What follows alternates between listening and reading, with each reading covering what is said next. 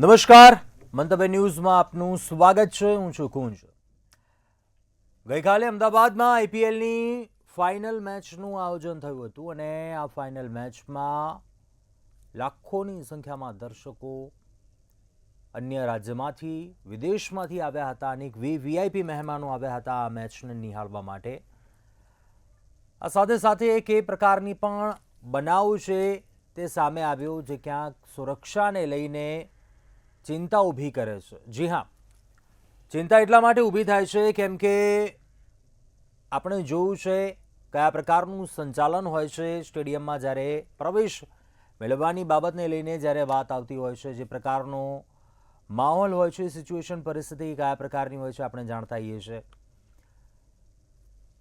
200થી વધારે જેટલા દર્શકો જે વગર ટિકિટે જેવો પ્રવેશ અંદર મેળવી ચૂક્યા હતા, જ્યાં પહેલાં પોલીસ ચેકિંગ કરવામાં આવતું હોય છે, ત્યારબાદ અન્ય એક સુરક્ષાકર્મીઓ હોય છે તેમના દ્વારા ચેક કરવામાં આવતું હોય છે.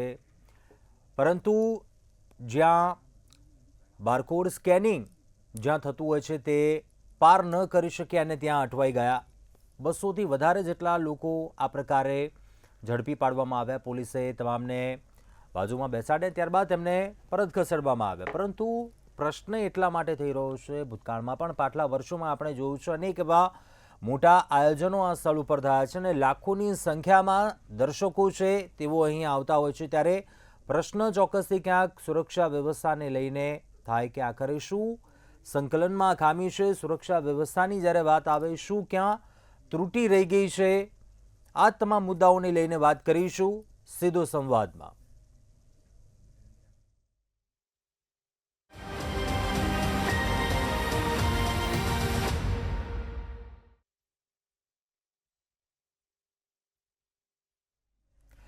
તો આ જ મુદ્દા પર ચર્ચા કરવા માટે આપણી સાથે ગેસ્ટ જોડાયા છે.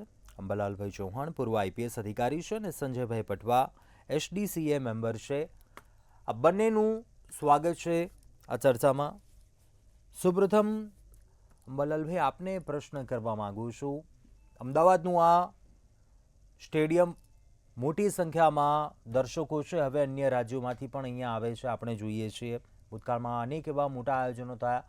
ગઈકાલે પણ ફાઇનલ મેચ યોજાઈ, પરંતુ પ્રશ્ન અહીં એટલા માટે થઈ રહ્યો છે ટિકિટ વગર 200થી વધારે જેટલા દર્શકો હતા તેઓ પહેલાં 2 સિક્યુરિટી પર્પઝ આવતા હોય છે પોઈન્ટના, ત્યાં સુધી પહોંચી ગયા હતા. ત્યારબાદ તેઓ ત્યાંથી આગળ ન જઈ શક્યા.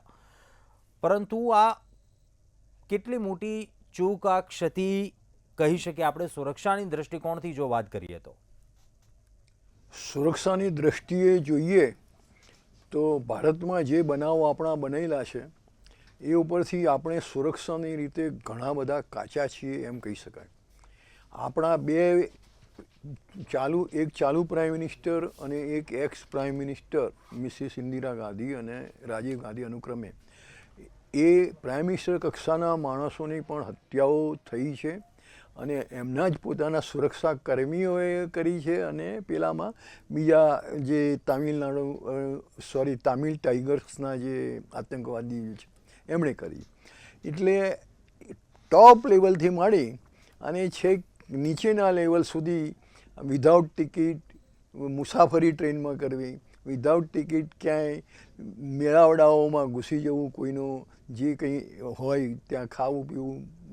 આપણા એક ગુજરાતના જે એક મહાનુભાવ કાશ્મીર જેવા સંવેદનશીલ રાજ્યમાં એ પીએમઓ ઓફિસમાં નોકરી કરે છે એમ બતાવી અને ત્યાં બધે 5 સ્ટાર ટ્રીટમેન્ટ લઈ આવ્યા છે. તો એની સરખામણીમાં આ જે જોવા જઈએ તો એ સુરક્ષાનું છીંડું તો છે જ, પણ એ એક મામૂલી વાત કહેવાય. જે પ્રમાણે જે પેલા મોટા જે ગુનાઓ જે બન્યા છે એના પ્રમાણો કહીએ તો. અને એમાંય તમે કહ્યું એમ કે ભાઈ સુરક્ષાના 2 સ્ટેજ વટાવીને આટલા બધા લોકો આમાં ઘૂસી ગયા અને પછી એમને પકડવામાં આવે. મારું તો એવું માનવું છે કે સુરક્ષાના 2 લેવલ તો ઠીક છે, પણ 3જું 4થું લેવલ પણ વટાવી અને ઘૂસી ગયેલાના બનાવો છે. અને અગાઉ પણ આમ બીજા ક્રિકેટરો સાથે ત્યાં જઈને હાથ મિલાવવાના અથવા એક આબિદ અલી કરીને બહુ વર્ષો પહેલાં એક હતો, એને એક સ્ત્રી જઈને કિસ પણ કરી આવેલી. એટલે આવા બધા બનાવો અવારનવાર છાસવારે બનતા રહે છે અને ખરેખર સુરક્ષામાં ખામી છે. અને જે કોઈ પોલીસ તંત્ર હોય, જે કોઈ એના ઇન્ચાર્જ હોય, એમણે પણ વિચારવું જોઈએ અને આ માટે સડન ચેકિંગ પણ થવું જોઈએ કે જ્યારે મેચ ચાલવું હોય એ દરમિયાન જે કોઈ પહેલાં વીઆઈપી ગેસ્ટ હાઉસમાં બેઠા હોય, જેને બધા ઓળખતા હોય એ જુદી વાત છે, પણ એમાં પણ કોઈ અજાણ્યા માણસો, એવા શંકાસ્પદ માણસો ઘૂસી જાય એ શક્ય છે. અને એ રીતે તમામ પહેલો વીઆઈપી રેન્ક હોય છે, પછી ફર્સ્ટ ક્લાસ હોય છે, પછી બીજા હોય છે, જનરલ ક્લાસ હોય છે, એ બધામાં એકદમ સડન ચેકિંગ થવું જોઈએ. અને જ્યારે એન્ટ્રી પોઈન્ટ છે ત્યાં પણ ખાસ જે લોકો યુનિફોર્મમાં તો હોય જ છે, પણ સાથે સાથે સાદા ડ્રેસમાં પણ પોલીસના માણસો, સુરક્ષાના માણસો એમને ત્યાં ડિપ્લોય કરવા જોઈએ અને કર્યા જ હશે. અને છતાં પણ એ બધું ચૂકાવી અને લોકો અંદર ઘૂસી જાય છે, એ ખરેખર આપણા સુરક્ષા માટે બહુ ખરાબ વાત છે. અને માત્ર આઈપીએલમાં જ નહીં, પણ દરેક જગ્યાએ, દરેક મેળાવડામાં, દરેક સમારંભોમાં આવું બનતું જ હોય છે. માટે એ ખરેખર સમગ્ર તંત્ર માટે, દેશ માટે, છેક કાશ્મીરમાં પણ કેટલા બધા આપણે બનાવો બનેલા છે, પુલવામા છે, આ પહેલગામ છે, 200 કિલોમીટર દૂરથી આવી 40 મિનિટ સુધી એ કર્યા કરે છે પોતાનો ખેલ, ખૂની ખેલ. તો આ બધું જોતાં એમ લાગે છે કે ખરેખર સુરક્ષામાં આપણે ઘણા બધા કાચા છીએ, ઘણા બધા પછાત છીએ, ઘણા બધા પાછળ છીએ. અને એના માટે જે ટેકનોલોજી છે, જે ઇન્સ્ટ્રુમેન્ટ્સ છે, એનો પણ પૂરેપૂરો ઉપયોગ થતો નથી, અથવા થાય છે તો એ કાં તો ઇન્સ્ટ્રુમેન્ટ્સ બરાબર નહીં હોય, અથવા કાં તો એના હેન્ડલર્સ જે છે એ કંઈક બેદરકારી હશે. એટલે આ બધા કારણો ભેગા થઈ અને આવા પ્રશ્નો સર્જાય છે, જે ખરેખર બહુ દુઃખદ છે. આમાં માત્ર એમણે ટિકિટ લીધી ન લીધી એટલે માત્ર ફાઇનાન્શિયલ પ્રશ્ન નથી, પણ લોકોના જાનમાલનો પણ પ્રશ્ન છે. આ રીતે લોકો ઘૂસી જાય અને પછી ત્યાં માની લો કે બોમ્બ ધડાકો કરી દે, બીજું કંઈક કરી દે, અથવા છરાબાજી, ચપ્પુબાજી, આવું તેવું શરૂ થઈ જાય, તો દેટ ઇઝ નોટ પ્રોપર. એ વસ્તુ ઈચ્છવા યોગ્ય નથી અને ખરેખર તંત્રે બરાબર સજાગ થવું જોઈએ. અને જે કોઈ સુરક્ષાના જે કોઈ ઇન્ચાર્જ છે એમણે આનું પ્રોપર ફીડબેક મેળવી અને ભવિષ્યમાં આવું ન બને એ ખાસ જોવું જોઈએ. આપણી સાથે સંજયભાઈ પટવા પણ જોડાયેલા છે. સર, આપને શું લાગે છે, આટલું મોટું આયોજન, મોટી સંખ્યામાં લોકો ટિકિટ સાથે પ્રવેશતા હોય છે, પરંતુ ટિકિટ વગર એ પહેલાં પોલીસનું ચેકિંગ હોય, અન્ય ખાનગી સિક્યુરિટી પણ હોય, અને આ પોઈન્ટો પણ પાર કરીને છેક અંદર પહોંચી જાય. આ તો જે ઝડપાયા છે 200થી વધારે એ આંકડો છે, પરંતુ આ શું મોટી ક્ષતિ આમાં ગણી શકે સુરક્ષાના દૃષ્ટિકોણથી જોવા જઈએ તો? અને આવું કેમ બની જાય છે? પહેલાં તો આ કઈ રીતે જુઓ છો આને?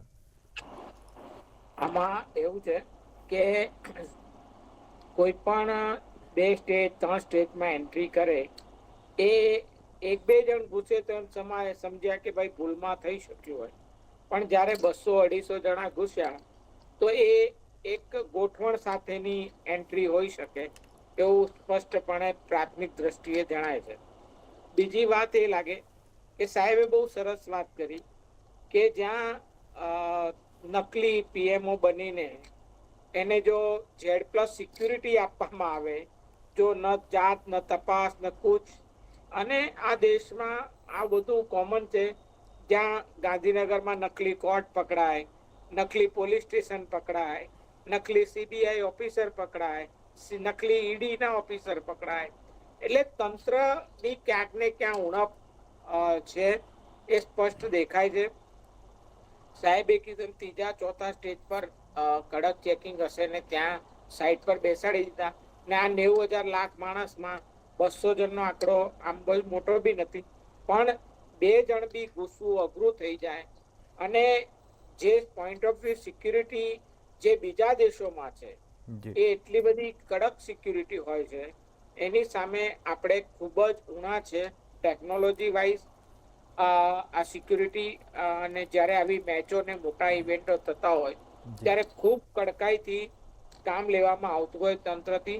નહીંતર સાહેબ કીધું ખોટો માણસ ઘૂસી જાય ને કંઈક ખોટું વસ્તુ કરી જાય તો આ બધા કારણો બને છે. એટલે આમાં સ્ટાર્ટિંગ તબક્કામાં 2 થી 3 જ્યારે એને બેરિયર પાસ કર્યા હોય તો એ મને લાગે છે કે ક્યાંક ને ક્યાંક કોઈને કોઈ મેળાપીપણામાં એન્ટ્રી કરાવી ઘૂસી જાય તો ઘૂસી જાય, એમ કરીને આવા બધા ઇવેન્ટોમાં થતું હોય છે. કોઈ ફિલ્મી નાઇટ હોય કે આવી ક્રિકેટ મેચ હોય, એમાં આવું બધું અવારનવાર ચાલતું આવે છે. પણ પોઈન્ટ ઓફ વ્યૂ સિક્યુરિટી આ બહુ જ ખરાબ અને ઘાતક વસ્તુ છે. જી આના પર બહુ ચોકસાઈથી વર્તવું જોઈએ, તો જ આપણે સિક્યુરિટી સાચવી શકીએ અને પબ્લિકના જાનમાલને નુકસાન ન થાય. એટલે આ બધી બાબતોમાં ઉણપ છે, એ ચોક્કસ બાબત છે. એટલે આમાં તંત્રે જોવાનું રહે કે ક્યાં રહી એની તપાસનો વિષય છે, અને સરકારે આમાં જોવું જોઈએ કે કેવી રીતે આ લોકો ઘૂસ્યા. જી જી અંબરલાલભાઈ, આપે જે અગાઉ વાત કરી છે મુદ્દા ઉપર, ટેકનોલોજીના દૃષ્ટિકોણથી પણ જો જોવા જઈએ, પહેલાં એવી સુવિધા નહોતી. આ નવું હાઈટેક સ્ટેડિયમની સુવિધાઓ સાથે બનાવવામાં આવ્યું છે. બારકોડ હોય છે, તે સ્કેન કરીને ત્યારબાદ અંદર પ્રવેશ મેળવાતો હોય છે. અને હવે ક્યાંક જે ખાનગી સિક્યુરિટી પણ આવી ગઈ હોય છે, ખાનગી સિક્યુરિટી એવા સંચાલકો હોય છે, તેમની સિક્યુરિટી હોય છે, તેમના વ્યક્તિઓ હોય છે, તેઓ પણ ચેકિંગ કરતા હોય છે. પોલીસના અધિકારીઓ, પોલીસ કર્મચારીઓ હોય તે પણ પહેલાં ચેકિંગ કરતા હોય છે કે કોઈ એવી શંકાસ્પદ ચીજવસ્તુઓ છે તે નથી લઈ જતા. આગળ ખાનગી સિક્યુરિટીવાળા હોય છે, તેમના પણ વ્યક્તિ ચેક. તો આખરે શું સંકલનમાં એ ખામી રહી જતી હશે? એ બાબતે આપને શું લાગે? આપણે પહેલાં કોઈ પણ વ્યવસ્થા વિશે વિચારીએ તો આપણે એક એવી પ્રી સપોઝિશન, પૂર્વ માન્યતા એવી કરી દઈએ છીએ કે જે કોઈ માણસો આપણે રાખીએ છીએ એ માણસો બધા ઓનેસ્ટ છે, પણ એ ખરેખર એવું નથી. પટવાજીએ ચોખ્ખી વાત કરી કે ગોઠવણ સિવાય આવી રીતે 200-500 માણસો અંદર ઘૂસી શકે નહીં. એટલે આ જે વાત જે છે, આપણે કોઈનો ફોટો તો બરાબર પાડી શકીએ, પણ પછી એ ફોટાનો આપણે શું મિસયુઝ કરીએ છીએ, શું નથી કરતા. અને અત્યારે તો AI સુધીની ટેકનોલોજી વધી ગઈ છે, અને એમાં પણ જે ગુનેગારો છે, જેમને આમાંથી છીંડા શોધી અને એના મિસયુઝ કરવો છે, ખાલી એ લોકો મેચ જોવા માટે ઘૂસ્યા હોય તો એ જુદી વાત છે. પણ આવું જ્યારે બીજા જે આતંકવાદીઓ છે, બીજા જે દેશના, રાજ્યના, માનવતાના દુશ્મનો જે છે, એ લોકોને પણ જ્યારે આવી રીતે ખબર પડશે તો એ લોકો પણ અંદર આ રીતે એ ઘૂસી જશે. એ વધારે ડેન્જરસ છે. ખરેખર ટેકનોલોજી છે, મશીન છે, મશીન કોઈ જૂઠું બોલતું નથી, પણ એનો ઉપયોગ કરનાર, કરાવનાર, એને ગોઠવનાર એ માણસો જે છે, એ જ્યાં સુધી એ પ્રોપર નહીં હોય, ઓનેસ્ટ નહીં હોય, એ પોતાના ગોલ પ્રમાણે, ટાર્ગેટ પ્રમાણે જો કામ નહીં કરતા હોય. મને જો કે સંદર્ભ થોડો જુદો છે, પણ બાબા સાહેબ આંબેડકરનું એક વાક્ય યાદ આવે છે કે આપણે ગમે તેટલું સારું બંધારણ આપીશું, પણ જો એને અમલ કરાવનાર માણસો જો યોગ્ય નહીં હોય, એ પૂરા ઓનેસ્ટ નહીં હોય, પ્રમાણિક નહીં હોય, તો એ બંધારણનો કોઈ મતલબ નહીં રહે. અને એ જ રીતે ગમે તેટલું બંધારણ હોય કે ના હોય, દુનિયાના ઘણા દેશો છે એવા જેમાં બંધારણ નથી, પણ છતાં ત્યાં માણસો જે છે ઓનેસ્ટ છે, એટલે એ દેશોનો વહીવટ બહુ સારી રીતે ચાલે છે. અને આપણે ત્યાં બંધારણ હોવા છતાં પણ આ પ્રોબ્લેમ છે. એટલે એ જ રીતે માણસોમાં જે આપણે સિલેક્શન જે કરીએ એમાં સંરક્ષણના અને આવા સુરક્ષાના જે માણસો છે, એ 100% દેશને, પોતાના કામને, પોતાના કાર્યને, પોતે જે બંધારણની જે કસમો લે છે એના ઉપર સોગંદ કરેલ લે છે. એટલે એ બધા જ્યાં સુધી પ્રમાણિક ન હોય તો એમાં આપણે હંમેશા આવા પ્રોબ્લેમ ઊભા થવાના. અને આપણે તો જોઈએ છીએ કે આપણા દેશનું જે આટલો મોટો દેશ, આટલી એની જૂની સંસ્કૃતિ, અને છતાં આપણા દેશે આટલા હજારો વર્ષો સુધી ગુલામી વેઠવી પડી, એનું પરિણામ એ જ છે. બહારથી એક મુઠ્ઠીભર માણસો અહીંયા વેપાર કરવા માટે આવેલા, તજ, લવિંગ, જે કોઈ હોય એ બધાનું મસાલાનું, અને એમાંથી ધીમે ધીમે એ લોકોએ આખું સામ્રાજ્ય, અને આખું સામ્રાજ્ય એટલે એ વખતનું સામ્રાજ્ય એટલે કેટલું, આપણું ભારત, પાકિસ્તાન, બાંગ્લાદેશ, અને એમાં અફઘાનિસ્તાન પણ આવી ગયો, મ્યાનમાર પણ એમાં આવી ગયું, અને છેક લગભગ સમજો ને પૂરા વિશ્વ ઉપર એ લોકોએ સામ્રાજ્ય એ જમાવી દીધું. એટલે કહેવાનો મતલબ એ છે કે જ્યાં સુધી માણસોમાં પોતાના કામ માટે ઓનેસ્ટી નહીં હોય ત્યાં સુધી આ બધું ચાલતું રહ્યું છે, ચાલતું રહેવાનું છે. સદનસીબે એક વાત તો એ છે જ કે ધીમે ધીમે લોકોમાં જાગૃતિ આવતી જાય છે, આવા જે બનાવો છે પકડાતા જાય છે અને લોકોમાં પણ એ ખબર પડે છે કે ભાઈ આવું થાય છે. અને બીજી બાજુ આનો ક્રેઝ IPLનો દાખલાથી એટલો બધો એ ક્રેઝ વધી ગયો છે કે એમાં હજારો લાખોની સંખ્યામાં, અને એના માટે એક ટિકિટ માટે છેક મિનિસ્ટર સુધીની લાગવગ એ લગાડતા હોય છે કે ભાઈ એક ટિકિટની ગમે તેમ કરીને અમારા કુટુંબમાં અથવા 4-5 ટિકિટોની વ્યવસ્થા કરી દેજો, અથવા એમને અંદર કંઈ નહીં તો ટિકિટ ના મળે તો કંઈની અંદર એમને બેસાડી દેજો. અમે પણ ચાર્જમાં હતા, અમારા માટે પણ અમારી પાસે પણ આવી બધી ભલામણો આવતી હતી, મિનિસ્ટરોના MPના MLAના બધા ફોન આવતા હતા. એટલે આ બધું એ જમાનામાં પણ ચાલતું હતું, અત્યારે પણ ચાલતું હશે. મને લાગે છે કદાચ આજે ઓછું થયું હોય, પણ એ ચાલુ છે ને છે, અને એ હકીકત આપણે સ્વીકારવી રહી. પણ તંત્રે જે જવાબદાર માણસો છે, જે ઓનેસ્ટ માણસો છે, પ્રમાણિક અધિકારીઓ છે, એમણે બહુ સજાગ થવાની જરૂર છે. અને જે કોઈ ટેકનોલોજી છે, ટેકનોલોજી તો પોતાની રીતે સારું કામ કરવાની જ છે. અને ઇવન તમે આપણે ક્રિકેટરોમાં પણ આપણે જોઈએ છીએ કે એમનામાં પણ ડિસઓનેસ્ટીના ઘણા બધા બનાવેલું બહુ બનેલા છે. છેક વર્લ્ડ લેવલે સાઉથ આફ્રિકાનો જે કેપ્ટન હતો હંસી ક્રોનિયે, એને ત્યાંમાં સજા પણ થયેલી છે. આપણે ત્યાં પણ ઘણા બધા સામે આક્ષેપો થયા છે, કમનસીબે કોઈ સજા સુધી પહોંચ્યું નથી. પણ નામોમાં મોહમ્મદ અઝરુદ્દીન છે, ઇવન નવજોત સિંહ સિદ્ધુનું પણ નામ આવેલું, કપિલ દેવ સામે પણ મનોજ પ્રભાકરે આક્ષેપો કરેલા, એ જ મનોજ પ્રભાકરનું પણ નામ એમાં એ બધામાં આવેલું. એટલે એ ખેલાડીઓ પોતે પોતાની રીતે એ નથી થતા, એ પણ થ્રુ એમના જે કોઈ મેનેજર હોય, એમના સિલેક્ટરો હોય, અને સિલેક્શનમાં પણ આવા બધા ઘણા બધા એ પ્રશ્નો ઊભા થતા જ હોય છે. એટલે એકંદરે આપણે પ્રજા તરીકે જોઈએ તો જ્યાં સુધી આપણે સમગ્ર સમાજ જો ઓનેસ્ટ નહીં બને, અથવા એમાં વધુમાં વધુ મેક્સિમમ માણસો જો ઓનેસ્ટ પ્રમાણિક નહીં હોય, તો આ બધું ચાલતું રહેવાનું છે. એ આપણું, અને આપણે એ ચલાવી રહ્યા છીએ, એ આપણું કમનસીબ છે. સંજયભાઈ, આપને શું લાગે છે કે ખાનગી સિક્યુરિટી અને પોલીસનું ચેકિંગ હોવા છતાં પણ આ શક્ય બન્યું? અંબાલાલભાઈએ પણ જે વાત કરી, ઇમ્પ્લિમેન્ટ નથી થઈ રહ્યું, ત્યાં સંકલનની એ ત્રુટિ છે, તેને લઈને શું કહેશો? પણ તમને કહ્યું સાહેબે ચોખ્ખી વાત કરી કે ઓનેસ્ટલી તંત્ર પાસે બધું જ હોય, ધારે તો બધું જ કરી શકે, ચકલું પણ ફરકવા ન દે. પોલીસ પાસે એટલી તાકાત અને સત્તા છે, પણ એ કોને અને પ્રમાણિકતાથી કરે તો. જો પ્રમાણિકતાથી કાર્ય થયું હોય તો એક પણ માણસ અંદર ના ઘૂસી શકે.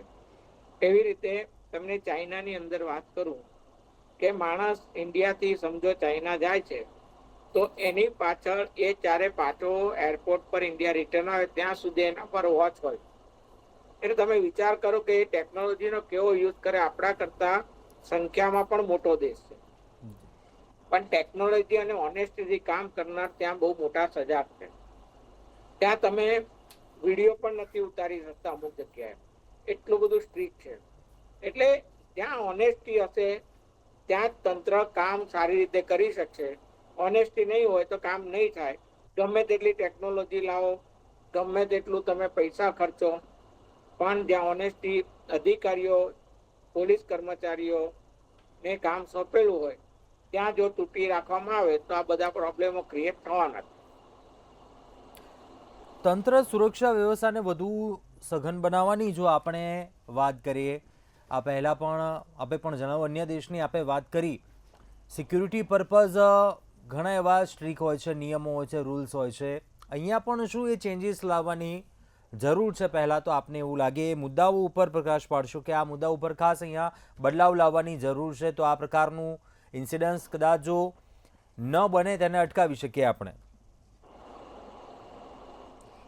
કોના માટે? સંજયભાઈ, આવી રહ્યો છે આપને? આ તમે ઘણું બધું થઈ શકે એવું છે. ઘણા વિશ્વના દેશો છે ત્યાં ટેકનોલોજીનો પ્રોપર ઉપયોગ થઈ રહ્યો છે, પ્રમાણિકતાથી કામ થઈ રહ્યું છે. દેશની આજે જબરદસ્ત ડેવલપમેન્ટ છે. એટલે તૂટીઓ રહેવાનું મુખ્ય કારણ આ છે કે લોયલ્ટીથી કામ એમને ટાર્ગેટ સોંપવામાં આવ્યા હોય, જો કરવામાં આવે તો આ પ્રોબ્લેમ ના આવે. એટલે સાહેબે કીધું એ પ્રમાણે ઘણી બધી સુધારની જરૂર છે. ટેકનોલોજીની સાથે કાર્ય પદ્ધતિમાં પણ ફેર કરવાની જરૂર છે, તો જ આ બધું શક્ય છે. અંબરલાલભાઈ, આપને શું લાગે, તંત્ર સુરક્ષા વ્યવસ્થાની વાત કરીએ, આ મુદ્દાને લઈ આપણે ભૂતકાળમાં પણ અનેક વાર વાત કરીએ છીએ કે ભલે આપણે અન્ય દેશોમાં કયા પ્રકારના રૂલ્સ છે, નિયમો છે, તેનું અનુકરણ આ બાબતે કરીએ. સુરક્ષા વ્યવસ્થાની જ્યારે વાત આવે, રૂલ્સ રેગ્યુલેશનની આપણે વાત કરીએ, શું શીખ લેવાની જરૂર છે, શું ચેન્જીસ લાવવાની જરૂર આપને લાગે? સૌથી પહેલી વાત એ છે કે જો વ્યવસ્થાની દૃષ્ટિએ વાત કરીએ તો સરપ્રાઇઝ ચેકિંગ દરેક જગ્યાએ દરેક લેવલે થવું જોઈએ. અને નોટ ઓનલી ધેટ, પણ સરપ્રાઇઝ ચેકિંગમાં જે લોકો આ પકડાય એમને સખતમાં સખત દાખલારૂપ સજા થવી જોઈએ અને એની પ્રોપર જાહેરાત થવી જોઈએ કે જેથી બીજાઓ આવું કરતા અટકે અને ડરે. અત્યારે જે હમણાં સંજયભાઈએ કહ્યું કે ભાઈ અહીંયા તો નકલી કોર્ટો પણ આવી ગઈ છે, નકલી પોલીસ અધિકારીઓ પણ આવી ગયા છે, પીએમઓના નકલી અધિકારી તરીકે કાશ્મીરમાં 5 સ્ટાર હોટલોમાં ને જેડ સિક્યોરિટી સાથે ફરી આવ્યા પણ છે. એટલે આ બધું જે છે એ ત્યારે જ અટકશે. બીજી વસ્તુ જે કહ્યું છે, આપણે પ્રમાણિકતાના આંકમાં તમે જુઓ તો જે વિશ્વ લેવલના જે આંકડા આવે છે એમાં આપણે છેલ્લા અમુક ગણ્યા ગાંઠ્યા દેશોમાં આવીએ છીએ. આપણે શરૂઆતના ટોપ 10 ટોપ 20 કેટલા પ્રમાણિક દેશોમાં આપણે નથી. એટલે આ જે વાત છે ઓવરઓલ સમાજમાં એ સુધારો લાવવાની જરૂર છે અને તો જ આ વસ્તુ જે છે એ અટકશે. નહીં તો પછી તો જે રીતે બને છે દેશ વધુ ને વધુ ગરીબ બનતો જાય છે. દેશમાં ગરીબો અને અમીરો વચ્ચેની જે ખાઈ છે એ વધતી જાય છે. જે અમુક જ રાજકારણીઓ છે જ ફૂલે ફાલે છે, જેમના રાજકારણીઓ સાથે સંબંધો હોય છે એ લોકો જ બધું મેનેજ કરે છે અને બધું જ મેળવી શકે છે. ત્યારે જે મધ્યમ વર્ગનો અથવા સામાન્ય વર્ગનો, ઇવન ટોપ વર્ગના પણ જે ઓનેસ્ટ માણસો છે એમને સહન કરવાનું આવે છે.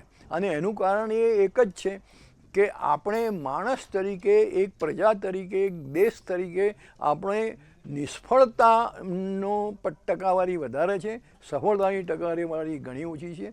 2008 સુધીમાં આપણે ઇકોનોમિકની દ્રષ્ટિએ જોઈએ આર્થિક રીતે તો આપણે અને ચાઇના લગભગ બરાબર હતા. અને 2008 પછી ચાઇનાએ જે બધી પોતાની વિકાસ દર હતો આપણો અને ચાઇનાનો બંને સાથે હતો, પણ પછી ચાઇનાનો એ જ વિકાસ દર ચાલુ રહ્યો અને આપણે દરેક જગ્યામાં પાછળ પડતા ગયા. આપણે આપણા ગુનાઓ, આપણી નિષ્ફળતાઓ છુપાવવા માટે આપણે બનાવટી ફિગરો તરફ વળ્યા, બનાવટી આપણી વાહવા કરવા તરફ વળ્યા. એટલે આ જે બધા કારણો છે દેટ ઇઝ રોંગ. અને એ ખરેખર હું એમ કશું જાણતો ન હોઉં અને હું આમાં પીએચડી છું, આટલું મારું નોલેજ છે, બીજા 2-4 માણસો મારા ગુણગાન ગાતા હું તૈયાર કરી દઉં. એટલે આ જે બધું જે ચાલી રહ્યું છે એ ઇટ શુડ બી સ્ટોપ. અને શરૂઆત ટોપ લેવલથી થવી જોઈએ. સામાન્ય માણસમાં પણ આટલી સામાન્ય સમજ હોવી જ જોઈએ કે ભાઈ આપણે પ્રમાણિક બનવાનું છે, દેશભક્ત બનવાનું છે, દેશ માટે કાર્ય કરવાનું છે. અને તો જ આ બધી વસ્તુઓ, સૈન્ય હોય, પોલીસ હોય કે રેવન્યુ ડિપાર્ટમેન્ટ હોય, ઇન્કમ ટેક્સ હોય કે આઈડી હોય કે જે કોઈ ડિપાર્ટમેન્ટો હોય, એ બધાએ એમાં જે ટોપના માણસો છે એમની જવાબદારી ઘણી બધી વધી જાય છે. છેક પ્રાઇમ મિનિસ્ટરથી માંડીને પ્રેસિડેન્ટથી માંડીને નીચે છેક ચપરાસી સુધી દરેકની એ પોતપોતાનું કામ વ્યવસ્થિત રીતે સારી રીતે કરે તો જ આપણા દેશમાં કંઈક આમાં ફેરફાર થશે. માત્ર માની લો કે 200-500 જોઈને જતા રહ્યા તો એની સાથે બીજો કોઈ પ્રશ્ન નથી, પણ એમાં એ બાને પછી આવતીકાલે બીજા લોકો કઈ રીતે ઘૂસી જશે અને શું આતંક મચાવશે, શું એનો પડઘો પડશે દેશમાં, એ એક બહુ અગત્યની વાત બની જાય છે. એટલે આ ખરેખર એ અટકવું જોઈએ અને એના માટે જે જવાબદાર છે એ બધા જ લોકોએ પૂરેપૂરું દેશપ્રેમથી, પૂરેપૂરી પ્રમાણિકતાથી અને માનવતાની દ્રષ્ટિએ પણ જોઈએ તો પ્રમાણિકતા એ છે બેસ્ટ પોલિસી છે અને એ પ્રમાણે જ કામ થવું જોઈએ. અંબરલાલભાઈ, આપે જણાવ્યું એ જે વિડીયો ચાલી રહ્યો હતો એમાં પણ એ જોવા મળી રહ્યું હતું કે બધા એ ફોન કરી રહ્યા છે કે કોઈ એવી લાગવક લાગી જાય અહીંથી નીકળી શકીએ. સાચી વાત છે. એટલે એક કહેવાય છે કે ભાઈ તમે લાંચ લેતા પકડાઈ ગયા તો લાંચ આપીને છૂટી જાઓ. ક્રિકેટ રચ્યા હશે, કોઈ ખોટા ઈરાદાથી તેઓ નહીં પ્રવેશ્યા હોય, બરાબર, પરંતુ આ એક શરૂઆત છે જે અહીંયા અટકાવવી જરૂરી છે. મુદ્દો એ વસ્તુનો છે. યસ, એક્ઝેક્ટલી, ચોક્કસ. સંજયભાઈ, આપનું શું મત છે આ મામલા ઉપર? કેમ કે જ્યારે આપણે એવા રૂલ્સ રેગ્યુલર નિયમની વાત કરીએ અને આ દ્રશ્યોમાં પણ દેખાય છે, એક ઇમ્પ્લિમેન્ટની વાત આવે, એક લાગવકની વાત આવે, વાલાદવાલાની નીતિની એવી વાત આવે કે આની ઓળખાણથી અહીં નીકળી જવું, આ પાસ કરી જવું, અહીંયા પહોંચી જવું, આ વાત આ અહીંયા લાગુ પડે છે. આ પકડાયું, આ 200 લોકોએ અટકાવી દીધા, ખૂબ જ સારી બાબત છે, હું એ જ કહીશ. પરંતુ આ અહીંયા એવું કોઈ કાર્યવાહી, એવો નિયમ પહેલેથી બનાવવો જરૂરી છે આપને લાગે એવું? આ પ્રકાર બીજા યુવાનો પણ ક્રિકેટ રસિયાઓ હોય એ શીખ લે કે વિના કે ખોટું આપણે કોઈ એવી અનિચ્છીય એવો બનાવ બની જાય, એવી ઘટના બની જાય, તેને આમંત્રણ ન આપીએ, અહીંયા અટકાવી જવાય. શું લાગે આપને? આમાં જો કડકાઈથી કામ લઈને જે પકડાયેલા લોકો પર દાખલો બેસાડવામાં આવે તો આવનારા દિવસોમાં આનો એક ધાક બેસે અને બીજી વાર આવું કોશિશ કરવાનું ટાળે. અને જો એ નથી થતું એના કારણે આ બધું વધતું જાય છે. આજે તમે જોઈ શકો કે પહેલગામમાં જે એટેક થયો, આરઓ આપણે રો આઈબી નો ઇનપુટ હતો કે ભાઈ આવું થવાનું છે, મોદી સાહેબની સભા કેન્સલ થઈ અને ત્યારે પછી પણ આટલા બધા ટુરિસ્ટો ત્યાં ફરવા માટે આવતા હોય અને પોઈન્ટ ઓફ વ્યૂ સિક્યુરિટી ત્યાં પહેલગામમાં ન હોય, જે લોકો ત્યાં આના કલ્પિત બચારા જે સપડાયા હતા એમના પરિવારના લોકોએ કીધું કે એક પોલીસ કે એક આર્મીના જવાન નહોતા. તો ઇનપુટ હોવા છતાં જો આપણે આ ન કરી શકીએ તો એ બહુ દુઃખદ વાત છે. એવી રીતના છત્તીસગઢમાં જે 30 જવાનો શહીદ થયા તેમાં પણ તમે જુઓ ઇનપુટ હતા અને પ્લેનથી ટ્રાન્સપોર્ટ કરવાનું કીધું અને છતાં પણ એમને બાય રોડથી મોકલ્યા અને આ ઘટના ઘટી. તો આમાં તમે કેટલું બધું કેરફુલી ચાલો છો, સરકાર કેટલું ગંભીરતાથી લે છે, તંત્ર કેટલું ગંભીરતાથી લે છે. ઇનપુટ મળવાથી શું થવાનું? ઇનપુટનો અમલીકરણ કડકાઈથી, ગંભીરતાથી, સિરિયસનેસ હોય તો આવી ઘટનાઓ ટળે છે. 100% ભૂતકાળમાં ટળી પણ છે. અને જો તમે એને કેરલેસ રહો તો આવી ઘટનાઓ એટલી બધી ગંભીર સ્વરૂપ લે છે કે તમે જુઓ છો કે આજે કેટલા 30 નિર્દોષ નાગરિકોની જાન ગઈ, 30 શહીદ થયા છત્તીસગઢમાં. આવા અનેક કિસ્સાઓ દેશમાં બનતા રહ્યા છે. અને તમે જો કેરફુલી તંત્ર એલર્ટ રહે, તંત્ર ખૂબ ગંભીરતાથી દરેક વસ્તુમાં દાખવે તો આ પ્રવેશ, એક કહું ને કે પોલીસ તંત્ર અને તંત્ર ધારે તો ચકલું પણ પ્રવેશી ન શકે, અને જો ન ધારે તો 200 ગયા 2000 પણ ઘૂસી શકે સરળતાથી. એ કઈ બહુ મોટી વાત નથી. પણ કેટલું કાબેલિયત અને કેટલું પ્રામાણિકતાથી કાર્ય થાય છે એ જોવાનું રહે. અને એ જો ન થાય તો આવી ઘટનાઓ વારંવાર બનતી રહેવાની છે અને એ સોસાયટી માટે ઘાતક છે. સમયનો અભાવ છે, ચર્ચા સમાપ્ત કરીશું. સંજયભાઈ અને અંબાલાલ સર, આપ બંને આ ચર્ચામાં જોડાયા અને આપે અભિપ્રાય આપ્યો. ખૂબ ખૂબ આભાર આપનો. અંતમાં કહેવાનું એટલું થાય, આ પ્રકારનું બનાવ સુરક્ષાની દૃષ્ટિકોણથી જોવા જઈએ એક ચૂક તો છે, ક્ષતિ તો છે. સાથે એ સારી બાબત એ પણ છે કે અધિકારીઓ છે તે તેમનું કામ કરી રહ્યા છે ઈમાનદારીથી. ક્યાંક સમજવાની જરૂરી છે અહીંયા કે જ્યારે મોટી સંખ્યામાં લોકો આવતા હોય છે, ભૂતકાળમાં પણ આપણે અનેક એવી ઘટનાઓ જોઈ છે. ક્રિકેટ રસિક હોય, ક્રિકેટ પ્રેમી હોય, તે તેના ઉત્સાહ સાથે જતો હોય છે, પરંતુ તેનો લાભ કોઈ કે અન્ય ન લઈ જાય, કોઈ અનિચ્છે એવી ઘટના ન બની જાય, તેનું પણ ધ્યાન રાખવું પડશે. સુરક્ષાના દૃષ્ટિકોણથી ક્યાંક જોઈએ, હજુ પણ ક્યાંક એવા કડક સુદૃઢ નિયમો બનાવવાની જરૂર છે અને ઇમ્પ્લિમેન્ટ કરવાની ખાસ જરૂર છે. અત્યારે સીધું સંવાદમાં બસ આટલું. વધુ સમાચારો અને અપડેટ મેળવવા માટે આપ જોતા રહો મંતવ્ય ન્યૂઝ. નમસ્કાર.